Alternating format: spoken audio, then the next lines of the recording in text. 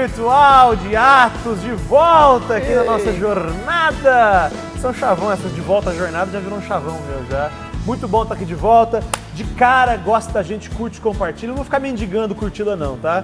Curte, compartilha e marca os amigos aí, isso é bênção pra gente. E de cara também já apresentar aqui, cara, esse time aqui hoje tá de um nível, altíssimo nível. Barcelona. Do meu... Milan.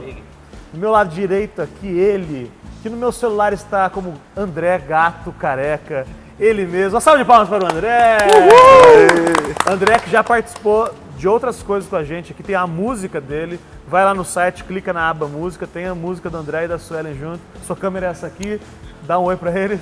É isso daí. Quer falar nada, cara? Dá uma olhada lá. Quer mandar um beijo para a esposa? Um beijo para você, Suelen. Conhece Jesus há quanto tempo? Faz tempo, desde os 3 anos de idade que eu vou na igreja. Amém. Mas conheço Jesus desde os 12. Legal, cara. As coisas vão fazendo sentido até hoje, está crescendo. Com certeza. Muito bom. Do seu lado direito, ele mesmo, pesando 92 quilos. Profetiza aí. Ele, o nosso companheiro de jornada de caminhada e também companheiro de picanha Bassi, Alisson Silva. Palmas também, palmas também.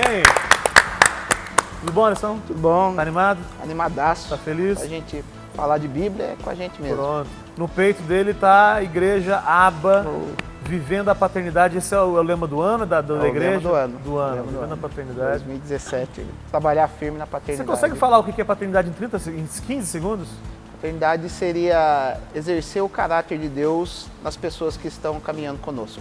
Então, mostrar que Deus é pai, e, reforçar a figura de pai de Deus, e não tanto como a de Senhor. Tem gente que trata Deus como o Senhor, com medo. Que é também? É, mas primeiro a gente tem que ter Ele como nosso papai querido. Muito. Então lá, quer visitar, visita a igreja Aba. Muito legal. E na extrema direita, ele que está nervoso, mas pode relaxar, o Alecão. Salve de palmas, Alecão! Muito bom, Alecão. Conhece Jesus há quanto tempo? 10 anos.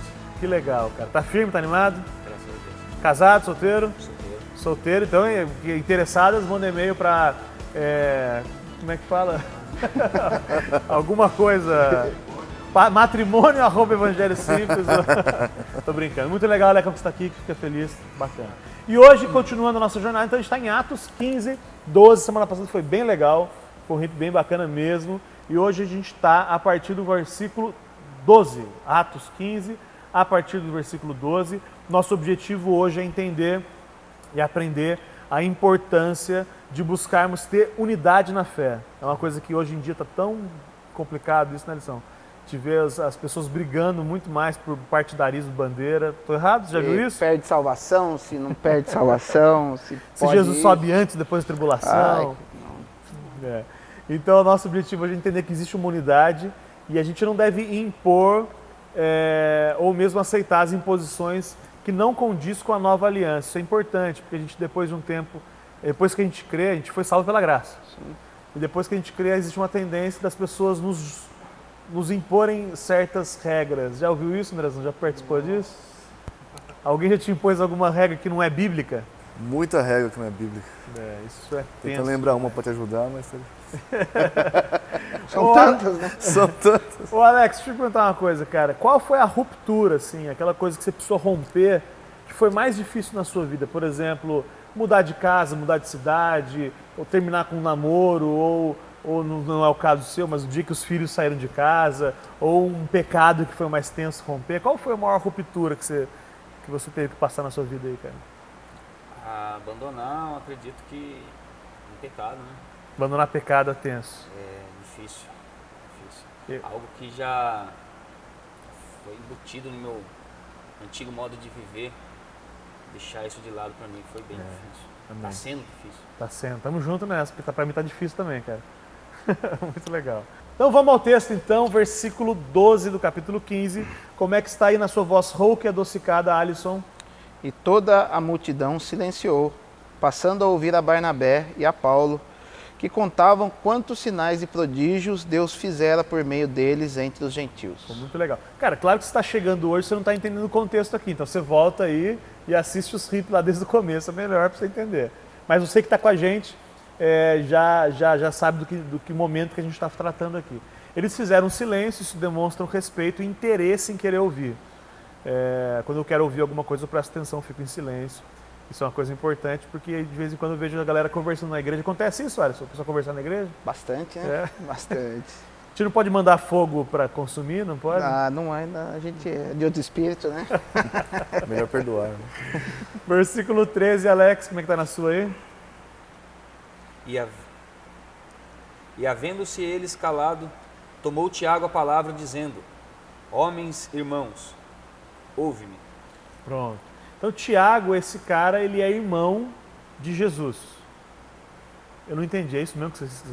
É isso mesmo? Mas Vocês quiseram dizer isso mesmo? não era virgem? A mãe? A mãe foi virgem até que o menino nasceu. Depois que o menino nasceu, a Bíblia fala que ela teve outros filhos, graças a Deus, né? Então, Tiago, ele é irmão. Abre você, Andrezão, Marcos 6,3. Então, assim, é legal entender que esse irmão de Jesus, que é Tiago, ele rejeitou Jesus antes como Messias. O Andrezão vai ler um texto que vai mostrar isso.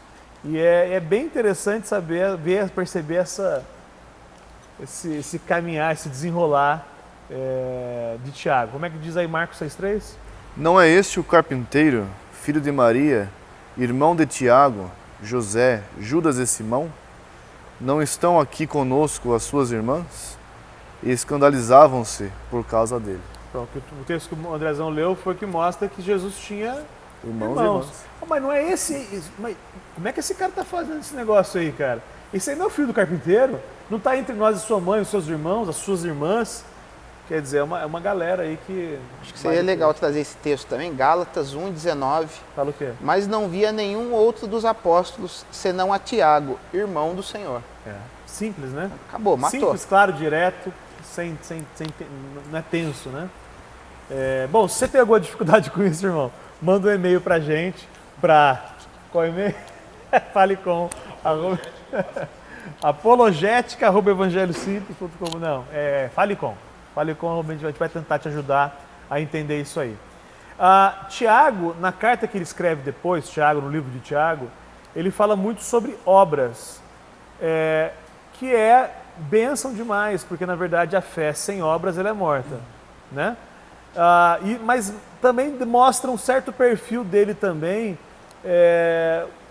trazendo muito a prática mesmo. Ele traz essa questão da prática, tem que ser prático, o evangelho tem que ser prático. E eu acho muito legal, o Tiago, ele na carta dele, ele mostra isso. Uma coisa que era então legal perceber é que Tiago ele era opositor antes, João 7,5 fala isso, depois você abre na sua casa, a gente vai dar uma acelerada aqui para terminar. Ele floresceu para Jesus, para o evangelho, depois que Jesus morreu na cruz, foi que Tiago teve um entendimento mais profundo.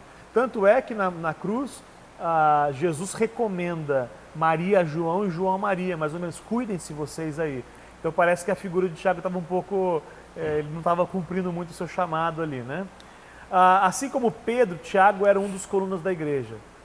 Enquanto Pedro demonstra um coração de pastor, um coração cheio de cuidado, Tiago tem um ministério mais voltado para a palavra, mais voltado para o ensino, a gente vai perceber isso. E, aliás, é a beleza da igreja que a gente vê sempre pessoas com funções diferentes. É isso mesmo? Você percebe que um evangelista talvez não vai ser um grande mestre? É a multiforme graça de Deus, né? A gente vê até ali em Efésios, Deus falando acerca dos 5 ministérios, né?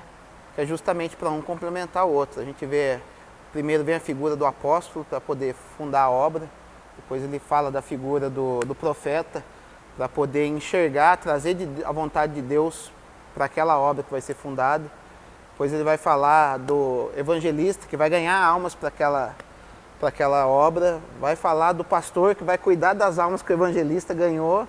E vai falar do mestre, que vai trazer o refino da palavra, o supra-sumo ali, para poder manter a boa ordem das questões. Assim como Tiago fazia, Tiago é praticamente um apologeta. E é importante, ele tinha essa defesa das questões judaicas, e isso fala para nós até nos dias de hoje, porque muitas vezes a gente tem achado que a igreja ela é romana cristã, e não é. A fé bíblica ela é judaico-cristã. Então eu acho importante a defesa de Tiago nessas questões da essência, da palavra primitiva, né? Então isso é importante. E todas essas questões judaicas, a gente falava até nos bastidores aqui, elas falam de princípios, né, cara? Então é muito legal porque o que Deus falou no Velho Testamento se cumpre no Novo e não apagou, não deixou de existir, né? Então hoje a gente tem a tendência de não dar muito crédito para Tiago, mas ele foi importantíssimo na igreja naquele momento e é para a gente hoje em cima desses ensinos que o Alisson falou. Uma coisa que o reflexão que o material traz antes de a gente continuar é que ainda que as pessoas não reconheçam o trabalho que você faz, André... Você bocejou de novo, cara. Ainda que as pessoas não reconheçam o trabalho que você faz, no Senhor, o nosso trabalho tem valor. Se a gente faz no Senhor, certo, Andrezão? Tá completamente certo. Completamente certo, cara. Legal. Então lê aí pra você não dormir, versículo 14. Simão contou como primeiramente Deus visitou os gentios, para tomar dentre eles um povo para o seu nome. Então, quem está falando, o Tiago está falando, e aí está dizendo, ó, Simão, Pedro, agora ele acabou de nos expor como Deus no princípio, voltou-se para os gentios a fim de reunir dentre as nações um povo. Lindo isso, né? Só isso aqui já dá uma pregação inteira, né, cara? Sim. Essa ideia de que Deus está salvando um povo sem bandeira nenhuma, aqueles que creem, isso é muito legal. Então, Tiago ele começa fazendo essa exposição de que ele entende que a igreja é uma só. Lembrando, mais uma vez, vou repetir, mas não vou falar mais sobre isso, que Tiago ele não era um dos apóstolos eleitos por Jesus a princípio, no começo ali. Mas isso não significa que ele tinha um coração enciumado a partir deles, né? A liderança que ele tem ali, ela não foi imposta por ninguém, ele conquista foi isso. Natural, né? Natural, perfeito. Somente em Atos 1,14 que Tiago ele é contado entre os apóstolos, que antes da ressurreição ele não era contado como discípulo, como apóstolo. Ô Alisson, você, do 15 ao 18, numa sentada só, vai lá.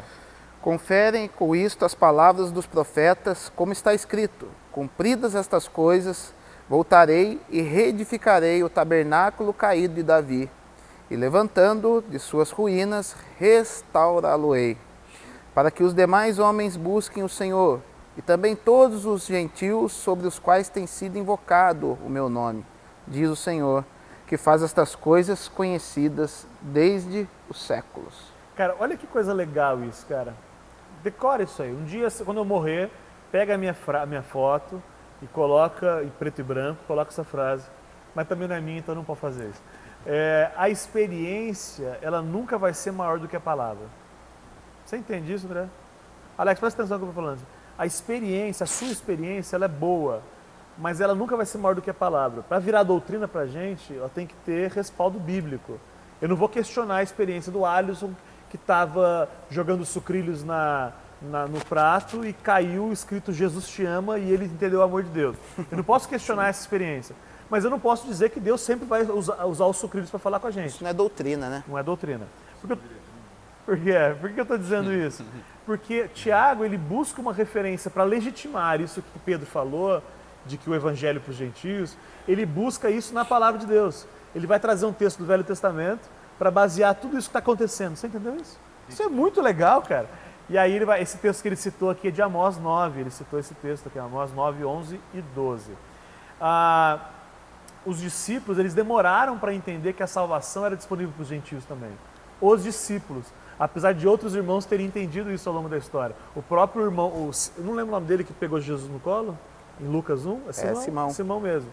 Ele fala isso já, ele fala, ó, cara, agora eu posso morrer porque os meus olhos viram a salvação que traria luz para os gentios, né? Então esse cara entendeu. Mas Pedro, Jesus já morreu, ressuscitou e está entendendo isso agora, os discípulos estão entendendo isso agora. Então isso eu acho muito legal. Muito legal. Então é legal perceber que não é o evangelho aos gentios não é uma segunda opção. O evangelho aos gentios sempre foi o projeto de Deus, salvar todas as nações. Abraão, como é que foi o texto chamado de Abraão? Em ti serão benditas todas as famílias da terra. Então já existia um peso de promessa. Muito legal. Esse tabernáculo caído de Davi aqui também é legal a gente pontuar, que é a questão dos judeus que foram chamados para poder evangelizar o mundo, mas negligenciaram isso.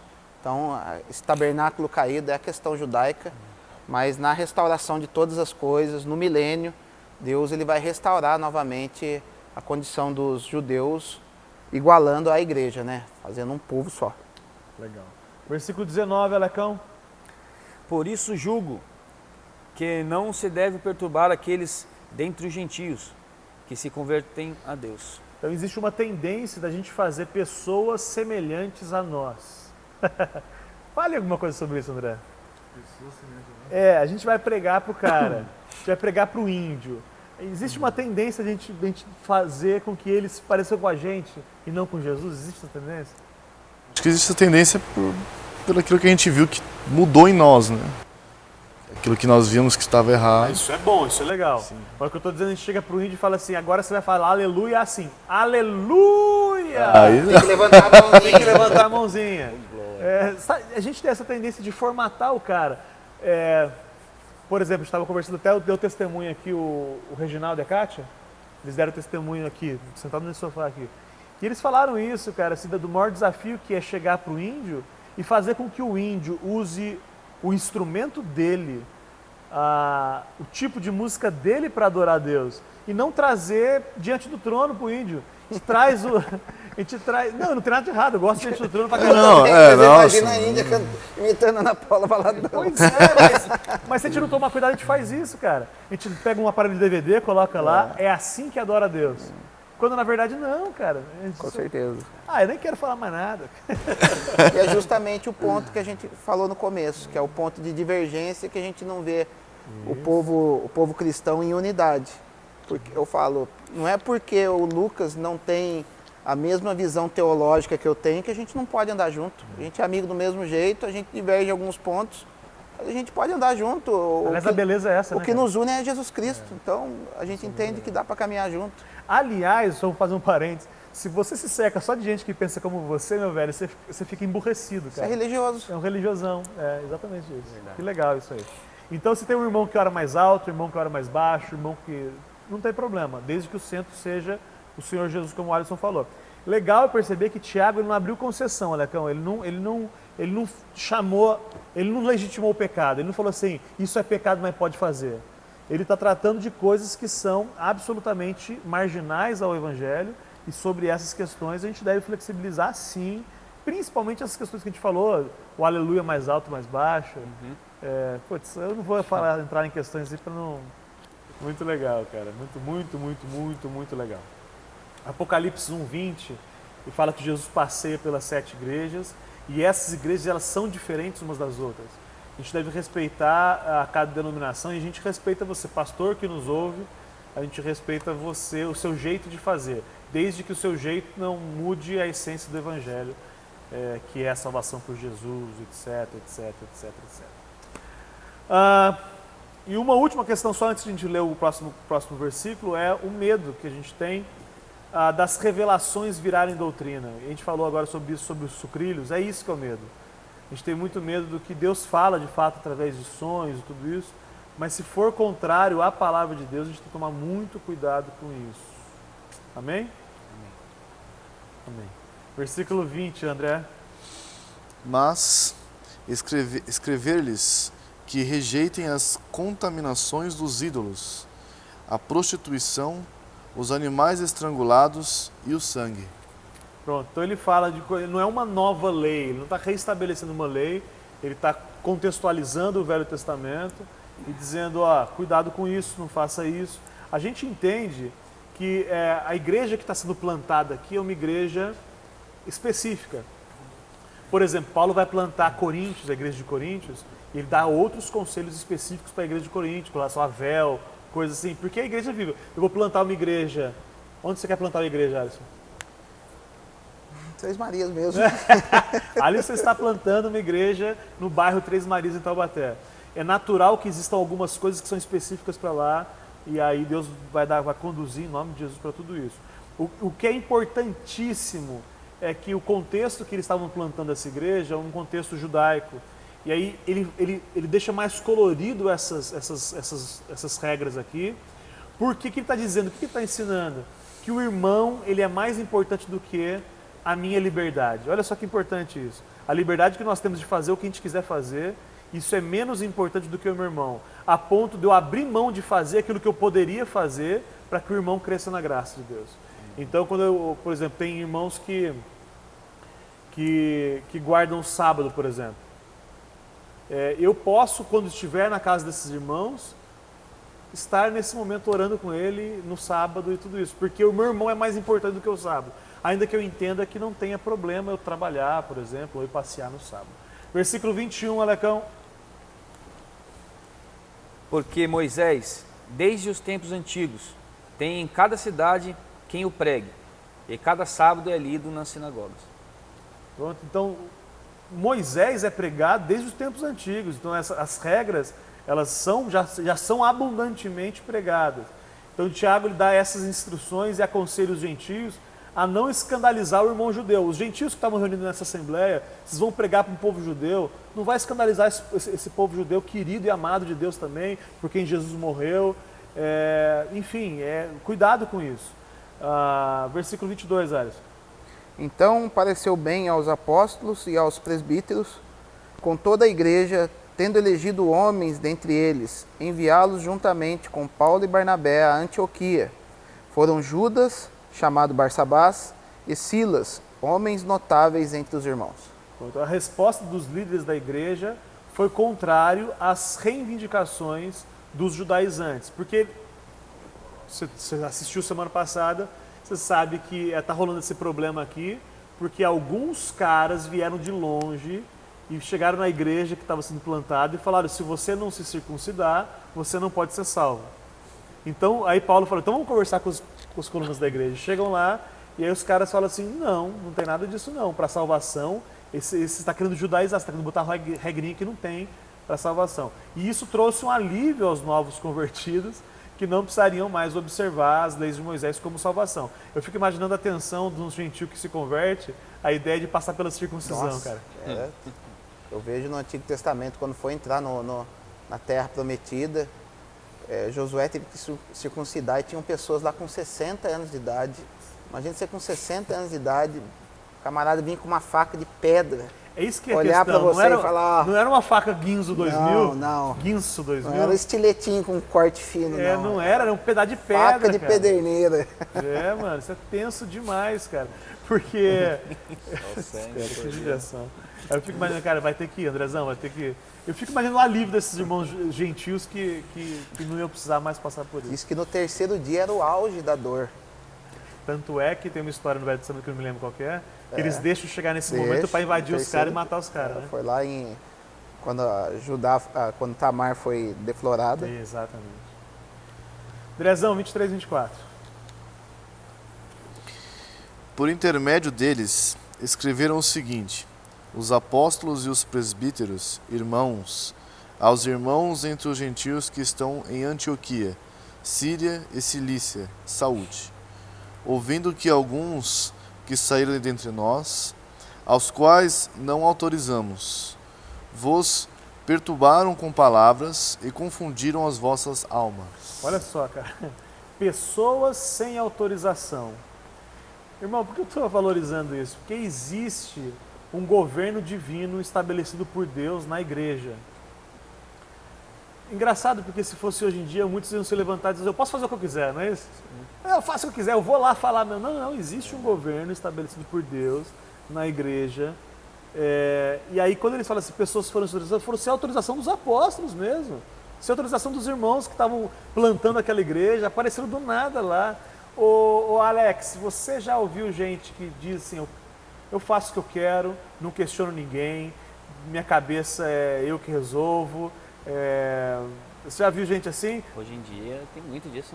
Não ouve o líder do RIP, da cela, não ouve o irmão amado que pregou para ele, não ouve o pastor da igreja. Já conhece gente assim, Alisson? É por isso que a gente fala de paternidade. Paternidade é justamente isso. Você abençoa a pessoa, mas mais você coloca limites na pessoa. Até aqui você pode ir por enquanto. Você vai crescer e vai chegar lá. Para você fazer isso, você precisa ter um norte. É justamente... Hoje em dia, vê-se muitas pessoas que se autocolocam a mão na cabeça e falam, eu sou pastor. Isso é um perigo e tem trazido distorções horríveis para o evangelho. Camisa suja de sangue para abençoar. Isso não acontece. Infelizmente. Então a gente está vivendo por quê? São autoproclamados, autos se proclamam pastores, sem entendimento. Sabe o que é interessante você estar falando, Alisson? Porque não é alguém que institui o pastorado a alguém, ele só reconhece aquilo que Deus já está fazendo, né? O irmão ele já pastoreia, a igreja já o reconhece como pastor e alguém vem e diz, sim. Ele reconhece aquilo que está sendo. E é diferente dessa eu gostei dessa autoproclamação assim. Isso acontece. Aquele que ensina coisas que contrariam o que Deus falou aos líderes daquela igreja vai causar problema, porque é um espírito de fato de rebelião. Evidente que se o que a igreja ensina for antibíblico, a pessoa deve procurar outra igreja, ou seja, uma igreja que seja mais coerente com a palavra. Se eu estou numa igreja local onde definiu-se que as mulheres não raspem o sovaco, se eu me permito estar lá, por amor eu não raspo o sovaco e vou tentar amar esses irmãos e ensinar que isso é uma bobagem. Agora, se isso não acontece, você pode sair de igreja, mas se você estiver lá, não faz sentido você ficar lá e tentar botar goela abaixo aquilo que você crê. Você passou por uma situação dessa, não passou? Sim. Ou foi eu que lembro errado? Não, eu já vivi num contexto de religiosidade, né, que muitas coisas não podiam fazer, e eu entendia dentro de mim que se podia fazer. E eu era pastor de uma denominação assim, eu comecei a fazer do jeito bíblico, né? Mas uma hora Deus tocou no meu coração e falou, você tá contrário, você está no meio, você aceitou estar no meio das pessoas que caminham desse jeito. E do jeito que você está fazendo, contrário, sem tentar convencer as outras pessoas, sem explicar, fazendo do seu próprio jeito, você está errado, então sai daí. Eu entendi a voz de Deus e saímos. Porque senão, cara, ia criar muito mais, seria muito, um péssimo, deixa eu melhorar. Seria pior do que melhor. Sim. Você atrapalharia mais do que ajudaria estando na igreja. Menos é mais. Né? Menos é mais. Não, tá confuso. Legal. Então, ouça, irmãos que nos assistem em casa. Deus estabeleceu irmãos mais velhos para nos ajudarem na caminhada. Ouçam. Agora, se o conselho dele não for bíblico, você precisa conhecer a Bíblia. Se ele der um conselho não bíblico, aí você deve questionar, perguntar por que foi. Às vezes ele deu um conselho bíblico que você acha que não é bíblico, então se deu a oportunidade para ele se explicar, uma coisa importante também. Agora, se for cara picareta, chuta que é laço. Porque um conselho não bíblico corre o risco de você que está dando esse conselho não bíblico, de você estar fazendo o papel de anticristo na vida das pessoas. Pedro fez um papel de anticristo diante de Jesus. Jesus, lá em 16 de Mateus, ele fala que teria que morrer, Pedro chama ele de canto e fala, Senhor, não faça isso, vai morrer. Aí Jesus, para trás de mim, Satanás. Você é um canalha. Esse Satanás é o termo que quer dizer opositor. Ele estava opondo a obra que Jesus queria fazer. Muito legal. 25 e 26, meu amigo Alex. Pareceu-nos bem reunidos, concordemente eleger alguns homens e enviá-los com os nossos amados, Barnabé e Paulo. Homens que já expuseram as suas vidas pelo nome do nosso Senhor Jesus Cristo. Eu sou apaixonado por esse 26, cara. Pôs a vida, não foi oba-oba, ele pôs a vida. Cara, quando a gente chega quando o grito do Senhor rompe a nossa surdez e a gente ouve o Evangelho, o que você riu, cara? Glória. Eu tenho a surdez. Deixa eu explicar isso. O Andrezão, ele não ouve desse ouvido aqui, né, Andrezão? Ouve do outro. Só desse. Então por isso que ele riu. Mas voltando, eu estou falando da surdez espiritual. Quando o grito do Senhor rompeu a nossa surdez, o Evangelho foi pregado, a gente creu, é como se ele não nos desse mais o direito de viver a nossa vida do nosso jeito. Isso é fantástico, ele está falando de homens que expuseram a vida, que colocaram a cabeça à disposição do Evangelho, estão disponíveis para morrer pelo Evangelho, e além disso, uma coisa que é um pouco mais suave, mas também agressiva, eu exponho a minha intimidade pelo Evangelho, nesse nível também. Por exemplo, eu fui abusado na infância, e aí eu sei que essa informação pode abençoar alguém. Dane-se a minha privacidade, a minha o quê? Reputação.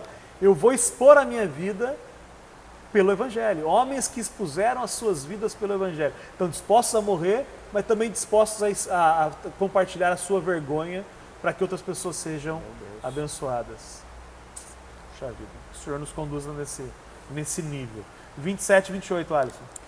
Enviamos, portanto, Judas e Silas, os quais pessoalmente vos dirão também estas coisas, pois pareceu bem ao Espírito Santo e a nós não vos impor maior encargo além destas coisas essenciais. Legal. Então ele envia junto com a carta para confirmar a informação que Paulo havia dado, ele manda esses irmãos juntos. O que eu acho engraçado, porque os caras acham que tinham dúvida, tanto é que Paulo precisou vir perguntar para os, né? Eles não estavam dando muita moral para Paulo, né? O Alex, você se sentiria ofendido se fosse necessário outras pessoas para confirmar o que você diz? Mais ou menos assim. Seria. Se sentiria, sim. Eu acho que um pouco também, cara. Mas, enfim, o texto não fala que Paulo se sentiu assim, mas eu ficaria também. E o texto que o Alisson leu falou, pareceu bem ao Espírito Santo. Quer dizer, foi o Espírito que falou e não era uma opinião humana, foi o Espírito que falou isso. Pareceu bem ao Espírito Santo fazer isso. Versículo 29, André. Que rejeiteis as coisas sacrificadas aos ídolos, o sangue, a carne de animais estrangulados e a prostituição. Fazeis bem se vos guardardes dessas coisas, que Pronto. tudo lhes vá bem. Pronto. Então eles eliminam o que pode causar o escândalo com o povo lá e dá conselhos bem práticos ali. Versículo 30, André, você ainda. Tendo-se eles então despedido, partiram para Antioquia e, reunindo a assembleia, entregaram a carta. Então eles entregaram a carta à igreja e não a alguém especial, não foi uma pessoa específica, foi para a igreja. Era uma orientação para todos os irmãos de Antioquia, isso é legal. 31 e 32, Alex. E quando a leram, alegraram-se pela exortação. Depois, Judas e Silas, que também eram profetas, exortaram e confirmaram os irmãos com muitas palavras. Então, legal entender que profeta não é aquele que fala sobre passado e futuro dos irmãos. Profeta é aquele que revela a vontade de Deus. Eu já vi tanta gente se chamar de profeta que revela futuro. Eu vi uma piadinha muito boa, que é assim, o cara tá com um vidente, aí fala assim, você vê o futuro?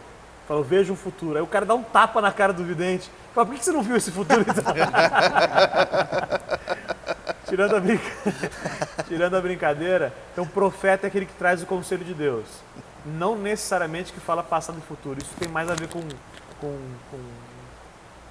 cigano do que... A palavra profetizar na Bíblia, a profecia, vai dizer em Coríntios que ela serve para exortar, consolar e edificar. O que passou disso não é profecia. Amém. É isso aí. Muito, muito legal. 33 a 35, Alisson. Tendo se demorado ali por algum tempo, os irmãos os deixaram voltar em paz aos que os enviaram. Mas pareceu bem a Silas permanecer ali. Paulo e Barnabé demoraram-se em Antioquia, ensinando e pregando, com muitos outros, a palavra do Senhor. Bom, então o Espírito manda Silas ficar. E parece que já é uma providência que Deus está dando, uma provisão, para o problema que vai ser criado entre Paulo e Barnabé. Porque quando a briga acontece, ele se torna parceiro de missão de Paulo. Então parece que ele fica lá, já o Espírito já sabendo das loucuras humanas aí. Vamos lá, versículo 36, Andrezão. Alguns dias depois, disse Paulo a Barnabé, voltemos a visitar nossos irmãos por todas as cidades em que já pregamos a palavra do Senhor, para ver como estão. Então é um cuidado deles com aqueles que receberam a palavra. A gente tem que, depois de pregar, cuidar, senão fica muito, muito sem graça. 37, 38, Alex. E Barnabé aconselhava que tornassem consigo a João chamado Marcos. Mas a Paulo parecia razoável que não tornassem consigo aquele que desde a Panfilha se tinha apartado deles e não os acompanhou naquela obra. Então é que houve um problema lá atrás que Marcos largou eles na mão mesmo e abandonou a missão. E aí Paulo está falando assim, não, eles largaram a gente lá, vai deixar a gente na mão de novo.